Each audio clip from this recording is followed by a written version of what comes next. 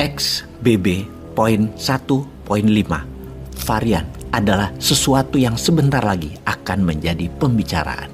Sahabat izin, informasi kali ini dibuat dengan tergesa-gesa karena XBB.1.5 adalah virus varian Omicron baru yang sangat cepat menular yang sudah di ujung pagar Indonesia. Informasi ini persis seperti kejadian bulan Februari 2022 di mana seminggu sebelum serangan Rusia ke Ukraina, tim YouTube Bosman dengan kencangnya memberitakan akan masuknya tentara Rusia ke Ukraina. Kemudian benar, Rusia masuk dan menjadi perang beneran terjadi.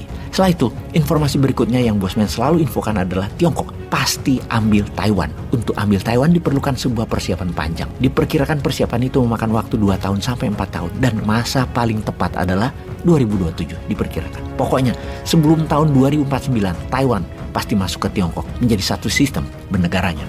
Siapa yang akan menganeksasi Taiwan? Yang paling ambisius adalah Xi Jinping. Dan tahun 2027 adalah masa ketiga di ujung jabatannya, dan untuk keterpilihan 4 kalinya harus ada momentum atau lompatan. Yang terbaik adalah mengambil Taiwan. Semua diinformasikan rinci oleh Bosman, perlahan dan panjang, berseri. Bahkan mungkin yang tidak menganggap informasi seperti ini penting. Untuk apa memahami dunia di luar sana? Yang penting Anies jadi presiden, yang penting Ganjar jadi presiden, yang penting Prabowo jadi presiden, yang penting Jokowi jadi presiden lagi diperpanjang 2-3 tahun, lalu bisa 3 kali. Apapun itu terserah kalian sahabat. Tapi informasi tentang geopolitik dunia adalah syarat penting untuk generasi muda memahami kekuatan Indonesia agar bisa jadi global player dan menjadi kekuatan utama dunia yang selama 7 presiden belum.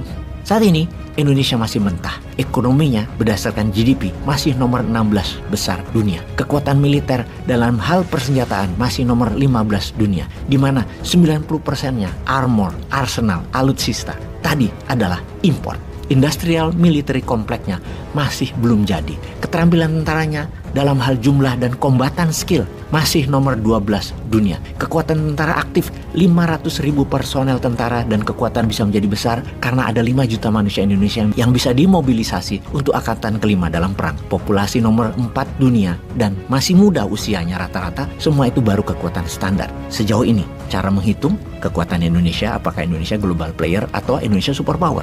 Negara superpower itu kalau kekuatan militer persenjataannya top 3 dunia berbarengan dengan top 3 kekuatan ekonominya, itu baru disebut negara superpower. Terakhir adalah kekuatan budayanya, kekuatan pengaruh lifestyle, kekuatan budaya seperti Hollywood, Disney, Pixar, soft power lainnya. Seperti India punya Bollywood, seperti Korea Selatan punya K-pop, seperti Tiongkok punya Hong Kong Industrial Entertainment. Mereka mempengaruhi dunia soft power, dan itulah 3 hal penting global player yang Indonesia harus miliki.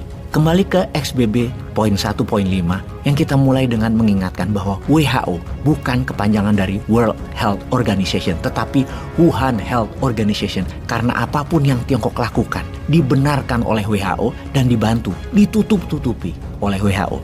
Apa yang ditutupi? Fakta mengerikan apa yang terjadi dalam 6 bulan terakhir dan memuncak di awal tahun 2023 ini. Fakta bahwa XBB.1.5 adalah varian yang cepat menular dan akan menulari dunia seperti 3 tahun yang lalu. Dan fakta bahwa semua ini akan terjadi di dunia adalah Tiongkok yang menularkan, dan WHO tidak pernah menyalahkan Tiongkok, bahkan melindungi. Itulah mengapa WHO oleh kita diberi julukan Wuhan Health Organization.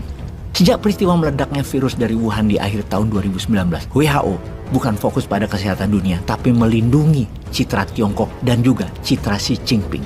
Yang keduanya tidak boleh disalahkan atas banyaknya korban berjatuhan karena virus Wuhan tersebut di belakangnya Tiongkok, dan WHO ada globalis bermain, yaitu Big Pharmacy.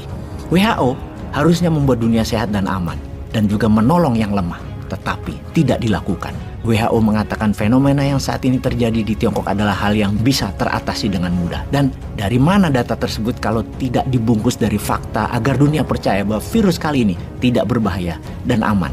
Lanjutkan dan tetaplah pakai booster vaksin keempat, kelima, dan seterusnya. Dan ini sekali lagi sesuai dengan apa yang kita katakan bulan-bulan lalu. Persiapkan masyarakat untuk booster sampai ke 10 tiap tahun sekali minimum, sampai selamanya. Kita mati sih enggak, miskin doang. Kembali ke WHO. Kayaknya WHO gak pakai masker menutup saluran pernapasan dan menutup mulutnya, tapi dengan sengaja pakai masker di matanya. Gak melihat apa kejadian di Tiongkok 6 bulan terakhir sebagai ancaman dunia, malah melindungi dan membuat dunia jadi tidak hati-hati, menjadi lupa akan meningkatkan imunitas Dari awal Bosman konstan mengatakan bahwa virus adalah konspirasi jahat karena benda yang mematikan ini beragenda dua, depopulisasi dan jualan vaksin. Virus Wuhan adalah war tool, alat perang, dan pandemi adalah warfare kali ini, peperangan. Semua ini by design, karena by design dan perang, maka demi survival of Indonesian nation, kita harus punya acuan sendiri, tidak berstandar WHO, Wuhan Health Organization, dan vaksin lagi. Itu seharusnya. Tuduhan kita terhadap WHO kali ini mungkin sangat vulgar. Bahkan sampai mengatakan Tedros Ghebreyesus, orang nomor satunya WHO, adalah antek Tiongkok. Sesungguhnya siapa yang mengatakan pertama kali Ghebreyesus antek Tiongkok? Menlu Amerika di tahun 2020, di awal tahun mengatakannya, yaitu Mike Pompeo.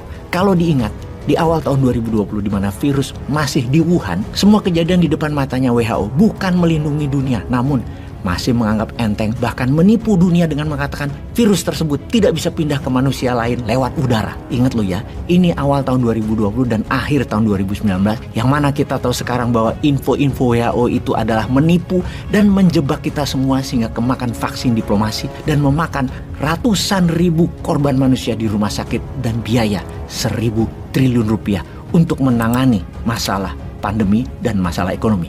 WHO waktu itu, masih ingat kita, mengatakan karena virus Wuhan aman, tidak bisa ditransfer lewat udara, jadi orang dari Wuhan harus bisa travel ke seluruh dunia.